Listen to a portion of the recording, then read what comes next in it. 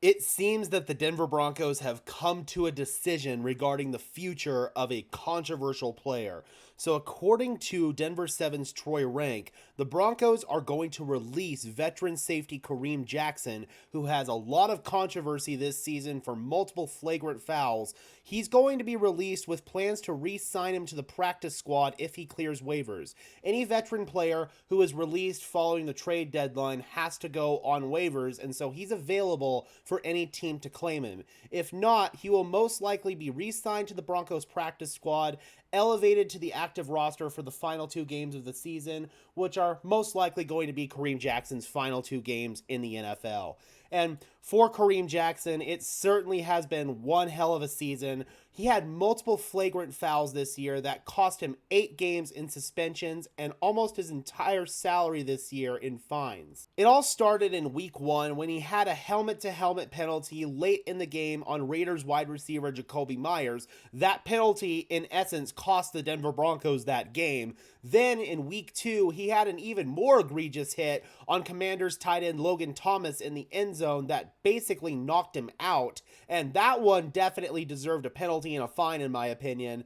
Then he follows that up. He gets suspended following the Green Bay Packers game for his hit on Packers tight end Logan Thomas. That one I really didn't think was worthy of a fine or a suspension. Thomas put his body in a vulnerable position on that play.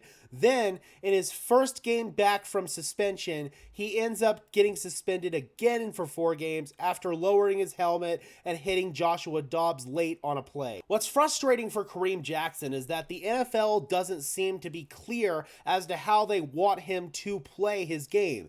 Obviously, they don't want him to hit high, but at the same time, a lot of players will tell you they don't want to get hit low, especially in the knee area, because that's a significant risk for injury. Defensive players essentially can't win in these situations, and they are risking putting their own bodies on the line trying to change the way that they tackle and the way that they play.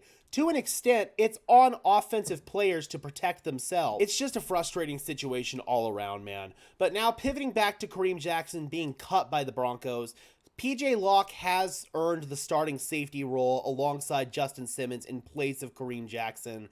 K-Jack wasn't even really playing that great of football when he was playing. His initial role coming into the season was a dime backer. He was supposed to be lingering down near the line of scrimmage and laying the wood on people, which he can still do quite effectively when he does it legally, of course. But a week 1 injury to Caden Stearns completely shook up that plan, and then PJ Locke was injured in training camp, so he wasn't available until later on in the season.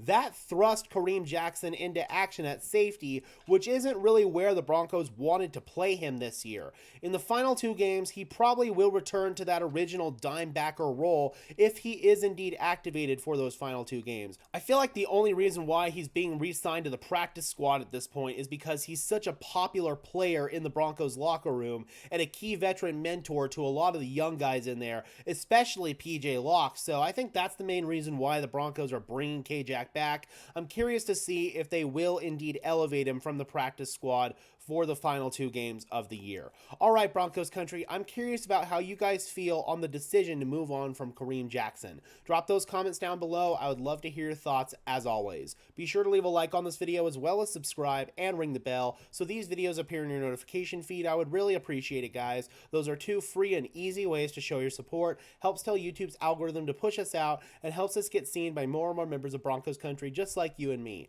And until next time, guys, I am your host, Gage Madrid, saying peace out.